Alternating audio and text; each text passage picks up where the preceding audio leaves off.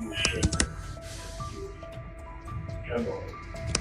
So, I did. Masa semakin suntuk, pencarian untuk Katie Chow yang berusia 19 tahun giat dijalankan. Pada mulanya, kehilangan beliau kelihatan seperti misteri yang tragis. Namun, apabila orang-orang terdekatnya mula bercakap, makin terungkai segala misteri. Siapakah yang menyebabkan kehilangan Katie? Apakah yang sebenarnya terjadi? Pada malam 10 April 2010, Katie Chow yang berusia 19 tahun keluar berjalan-jalan dan hanya membawa telefon bimbitnya. Selepas 2 jam, Katie masih belum pulang ke rumah. Ibu bapanya, Debbie dan Henry Chow, mula bimbang. Mereka cuba untuk menghubunginya namun hanya menerima mesej teks daripada Katie yang berbunyi, "Saya akan pulang segera." Walau bagaimanapun, Katie tidak pernah pulang sejak hari itu. Sewaktu menerima mesej itu, ibu bapa Katie merasa pelik kerana anak perempuan mereka itu sebelum ini tidak pernah berhubung melalui teks dengan ibu bapanya dan tidak tahu sama ada mereka tahu cara membalas mesej. Namun, Debbie dan Henry tetap menanti kepulangan Katie sepanjang malam itu. Mereka juga menyedari bahawa telefon Katie telah dimatikan.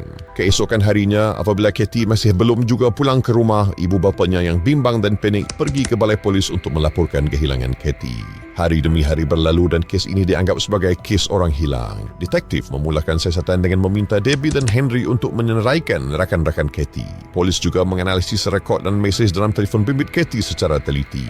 Melalui siasatan tersebut, pihak polis dapat mengenal pasti seorang lelaki bernama Ezekiel James Watkins yang juga dikenali sebagai Zeke. Dia merupakan rakan kepada Katie dan juga mempunyai seorang lagi rakan bernama Jamie Marlowe. Namun polis mempunyai alasan yang lebih kukuh untuk menyiasat Zeke. Dia diketahui telah berkomunikasi dengan Katie beberapa kali pada hari dia hilang. Penemuan ini sudah cukup bagi polis untuk membuka kertas siasatan dan menyoal siasat suspek pertama bagi kes ini. Semasa sesi soal siasat, Zeke masuk seolah-olah tera apa yang perlu disembunyikan. Dia memberitahu polis bahawa kecurigaan mereka tidak berasas kerana dia dan Katie adalah rakan rapat. Walaupun mereka berpisah secara tidak baik, Zeke sudah lama melupakan hal itu. Detektif kemudian meminta dia menceritakan tentang apa yang dilakukannya pada malam Katie hilang. Menurut Zeke, pada malam itu dia sedang bermain permainan video sepanjang malam bersama rakannya, John Carpenter. Sebelum detektif dapat mengesahkan alibi Zeke, dia memberikan satu maklumat terakhir yang menarik. Zeke kelihatan seperti dia mengambil berat tentang Katie dan bimbang akan kehilangannya. Dia kemudian memberitahu mengenai Katie yang mempunyai teman lelaki baru dan dia merasakan bahawa Katie mungkin ada bersama lelaki itu. Katie mungkin menjalin hubungan dengan lelaki lain yang tidak diketahui oleh Zeke. Semuanya berjalan lancar untuk Zeke. Maka detektif pun bertanya tentang mesej antara dia dan Katie pada hari itu. Zeke menjawab bahawa Katie mengajaknya untuk keluar bersama tetapi dia menolak. Untuk mengesahkan ceritanya, mereka merujuk kepada alibi Zeke. John Carpenter bukan sahaja alibi Zeke tetapi juga salah seorang rakan Katie. Semasa John masuk, polis bertanyakan tentang Katie dan Zeke kepadanya. Namun dia memberitahu mereka bahawa dia tidak melihat Katie pada hari kehilangannya. John juga mengesahkan bahawa Zeke berada di rumahnya sepanjang malam dan tidak keluar sama sekali. Tetapi memandangkan mereka berdua berkawan rapat, ada kemungkinan John ingin melindungi Zeke. Jadi untuk memastikan kebenaran, mereka memutuskan untuk menjalankan ujian poligraf. Mereka menjalankan ujian poligraf ke atas Zeke dan jika dia terbukti bercakap benar, mereka kemudian akan menumpukan siasatan terhadap suspek lain. Zeke lulus ujian poligraf dengan mudah. Dia pun dikecualikan sebagai suspek. Pihak polis kini buntu kerana kekurangan petunjuk untuk penyiasatan mereka. Dalam keadaan terdesak untuk mendapatkan petunjuk, mereka memutuskan untuk memulakan siasatan dari awal. Siasatan dimulakan di rumah keluarga Chow, tempat di mana semuanya bermula. Seperti yang dinyatakan oleh Zeke, jika Katie ada bersama seseorang, polis perlu menjejaki peranti miliknya kerana kemungkinan telefon bimbitnya itu ada bersamanya sepanjang masa.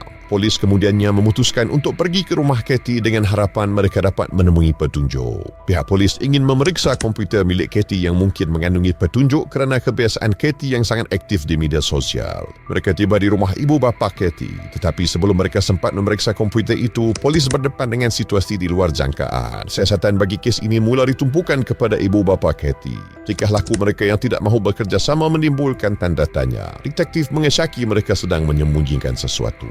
Henry Chow memohon kepada detektif agar dia dibenarkan untuk memeriksa komputer riba anak perempuannya melalui sumbernya sendiri dan akan memberitahu polis jika ada petunjuk yang ditemui. Namun, polis berasa curiga dan mula menyiasat dengan lebih mendalam. Tanpa membuang masa, keluarga Chow dibawa untuk disoal siasat. Kali ini, Henry Chow memutuskan untuk menjalani ujian poligraf. Apabila ujian dimulakan, Henry menjadi sangat emosional dan tidak berhenti bercakap tentang anak perempuannya. Detektif tertanya-tanya sama ada itu akan mempengaruhi keputusan ujian. Namun, keputusan diperoleh memperoleh membuatkan penyiasat menjadi lebih keliru. Ujian tersebut terpaksa dihentikan beberapa kali disebabkan Henry menjadi sangat sedih dan mula menangis. Ujian tersebut gagal memberikan hasil yang kukuh. Penyiasat kemudian terpaksa mengumpul lebih banyak maklumat tentang keluarga Chow. Mereka memutuskan untuk bertanya mengenai keluarga Chow kepada jiran-jiran dan rakan-rakan mereka.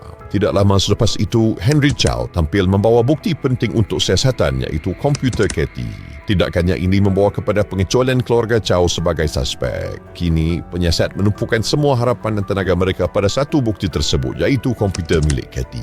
Sangkaan mereka ternyata benar kerana komputer riba itu mengandungi bukan satu tetapi 8 petunjuk. Kenyataan Zeke tentang minat romantik Katie juga terbukti benar. Dia aktif di media sosial secara rahsia dan penganalisis forensik dapat membongkarkan maklumat tersebut. Katie difahamkan sedang menjalin hubungan romantis dengan orang lain atau mungkin sedang mencari pasangan. Penuhan pihak detektif juga mendapati Katie tidak hanya aktif media sosial tetapi juga aktif di pelbagai laman pencarian pasangan dan berkenalan dengan ramai lelaki.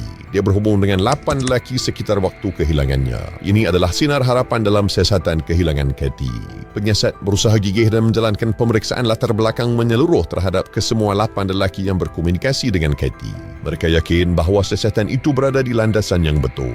Sebahagian daripada lelaki ini mempunyai rekod jenayah serangan. Pada masa yang sama, penyiasat juga menerima satu lagi maklumat penting. Panggilan terakhir telefon Katie adalah pada pukul 9.48 malam pada 18 April, iaitu pada malam dia hilang. Lokasi terakhir dikesan melalui isyarat telefon adalah di Boulevard Park. Berdasarkan petunjuk ini, penyiasat membuat siasatan lebih mendalam. Mereka menghubungi ke semua 8 orang lelaki untuk hadir ke jabatan dan disoal siasat. Setiap seorang diminta menjalani ujian poligraf. Pada masa yang sama, pasukan pencari terus berusaha menjejaki Katie. Disebabkan ada beberapa kawasan yang ditumbuhi semak samun, khidmat anjing pengesan digunakan sepenuhnya untuk mengesan jejak di sekitar kawasan lokasi terakhir telefon Katie berada. Detektif tetap meneruskan perjuangan mereka untuk mencari Katie. Kesemua 8 lelaki ini disiasat secara menyeluruh, tetapi hasil dari ujian yang dijalankan membuat pihak penyiasat bertambah keliru. Setiap lelaki ini lulus ujian poligraf tanpa sebarang penipuan. Penyiasat kini kembali ke titik permulaan tanpa petunjuk baru. Mereka tidak tahu ke mana Katie pergi selepas tiba di Boulevard Park, sama ada dia melarikan diri atau jika dia masih hidup. Siasatan kes ini seperti terhenti untuk sementara waktu kerana kekurangan petunjuk. Polis akhirnya menemui petunjuk baru selepas beberapa hari. Detektif terkejut apabila Jamie Marlowe yang merupakan rakan Katie dipercayai memakai kasut sekolah yang sama seperti kasut milik Katie. Penyiasat peka akan butiran penting ini dan merasa curiga. Keadaan kasut yang dipakai Jamie itu tidak kelihatan baru dan ini menimbulkan kecurigaan detektif. Mereka bertanya-tanya sama ada ini adalah sebuah penghormatan untuk rakannya yang hilang atau mungkin hanya ingin meniru gaya Katie dan mencuri identitinya, atau lebih teruk lagi, adakah ia sebenarnya kasut Katie. Beberapa hari berikutnya, panggilan tanpa nama diterima oleh Jabatan Polis Renton. Panggilan itu dibuat oleh seorang gadis yang merahsiakan identitinya tetapi mempunyai maklumat penting berkaitan dengan kehilangan Katie Chow. Dia memberitahu polis bahawa jika ingin mengetahui kebenaran, mereka seharusnya menyiasat seorang yang telah mereka abaikan sehingga kini. Giovanni Sandelario, lebih dikenali sebagai Gio, adalah salah seorang rakan Z. Apabila pihak berkuasa menghubunginya dan meminta dia datang untuk disoal siasat, dia tidak teragak-agak. Dia segera bersetuju masuk dengan sikap seolah-olah dia telah menantikan saat ini sejak awal. Gio adalah rakan sebilik John Carpenter. Semasa temu bualnya dengan polis, dia mengutuk Zeke dengan sepenuh hati. Ia menjadi jelas bahawa Zeke dan Gio telah berselisih faham. Oleh kerana itu, Gio bersedia untuk mendedahkan rahsia Zeke. Menurut kenyataannya, Zeke dan Katie pernah mempunyai hubungan yang sangat akrab. Dia adalah teman lelaki pertama dan satu-satunya bagi Katie, tetapi hubungan mereka berakhir dengan tragis. Perpisahan itu sangat menyakitkan bagi Katie, namun apa yang berlaku selepas itu jauh lebih teruk. Zeke dipercayai menjalin hubungan dengan Jamie Marlowe yang merupakan rakan baik Katie. Pengkhianatan ini memberi kesan mendalam kepada Katie. Jamie Marlowe yang pernah disayangi kini menjadi orang yang asing baginya. Rakan-rakan mula mengata di belakangnya. Ketika detektif merasakan mereka sudah memahami cerita ini, mereka menerima satu lagi kejutan. Kejutan ini membuatkan mereka tertanya sama ada apa yang dikaji dan difikirkan selama ini adalah benar ataupun tidak. Menurut Gio, Zeke dan John Carpenter tidak bersama mereka sepanjang malam ketika Katie hilang. Sebaliknya, dia menyertai mereka selepas tengah malam dan ketika dia masuk, pakaiannya kotor dan penuh dengan lumpur. Kenyataan ini membimbangkan polis. Keadaan Taman Boulevard sangat berlumpur pada malam kehilangan Katie. Jadi sesiapa yang bertemu dengan Katie di sana sudah pasti pakaiannya terkena lumpur. Jika tuduhan Gio benar, maka alibi Zeke tidak sah dan Zeke tidak bermain permainan video dengan John pada malam kehilangan Kathy. Gio juga menyatakan bahawa dia ada bertanya tentang mengapa pakaian Zeke kotor. Zeke hanya menjelaskan bahawa dia terjatuh dari motosikelnya. Gio menjelaskan bahawa Zeke telah banyak berubah sejak setahun yang lalu. Dia bersikap panas baran dan selalu marah untuk perkara-perkara yang kecil. Dia juga mula mencuri dari rakan-rakannya. Mereka bertengkar apabila Gio memberi amaran kepada Zeke agar tidak mempermainkannya dan bahawa dia tahu apa yang Zeke lakukan pada malam kehilangan Kathy. Gio yang geram dengan sikap Zeke terkejut apabila Zeke tiada niat untuk menafikan kenyataan Gio. Ini membuatkan Gio bertambah curiga. Petunjuk daripada seorang yang tidak diketahui namanya dan kenyataan Gio sudah cukup untuk polis memulakan siasatan. Mereka kini berancang untuk membawa semula suspek-suspek terdahulu untuk disoal siasat lebih lanjut. Namun di sudut fikiran mereka, penyiasat tertanya-tanya dengan niat Gio yang hanya ingin menjatuhkan Zeke. Adakah Gio bercakap benar? Jawapannya terletak pada John Carpenter, satu-satunya alibi Zeke. Siasatan ini sekali lagi dalam kalangan rakan-rakan Kathy itu. Satu keterangan telah mengecualikan Zeke sebagai suspek dan satu lagi membawa dia kembali sebagai suspek. Untuk mengesahkan kebenaran, John dipanggil kembali selepas setahun dan kini membawa kenyataan yang lebih mengejutkan. John tidak mengatakan apa-apa yang menentang Zeke, tetapi kenyataannya tidak masuk akal dengan mengatakan dia terasa bagai mimpi Zeke berada dengannya pada malam kejadian. Adakah dia cuba menafikan kenyataan Gio? Ironinya, John Carpenter adalah kunci bagi polis untuk memulakan semula siasatan terhadap Zeke dan mereka semakin hampir menemui kebenaran yang begitu mengejutkan. Akhirnya, Zeke dipanggil semula untuk disoal siasat. Pada waktu ini, polis mempunyai bukti kukuh terhadapnya. Mereka memulakan sesi soal siasat dengan santai tetapi Zeke kelihatan tidak berminat dan hanya mengulangi apa yang telah dia katakan setahun yang lalu. Waktu berlalu dan sesi soal siasat itu menjadi semakin tegang. Bukti yang ada tidak dapat disangkal dan wajah tenang Zeke mula berubah gusar. Dia mula mendedahkan sedikit demi sedikit kebenaran yang telah disembunyikannya selama lebih setahun. Dia mengaku telah mengajak Kathy untuk bertemu pada malam itu kerana dia berasa terganggu.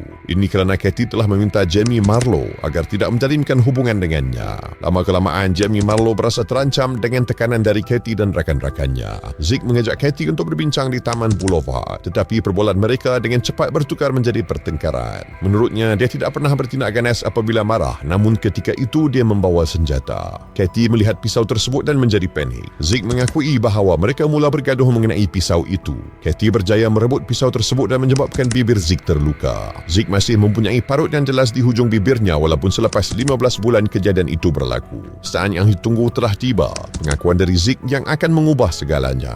Dari pergelutan ganas hingga pengebumian yang dilakukan secara tergesa-gesa pada malam itu, polis tidak menolak kemungkinan bahawa Zeke telah dibantu oleh seseorang. Orang yang dianggap sebagai alibi bukan hanya rakan tetapi juga rakan subhat yang membantu Zeke dalam kejadian pada malam itu.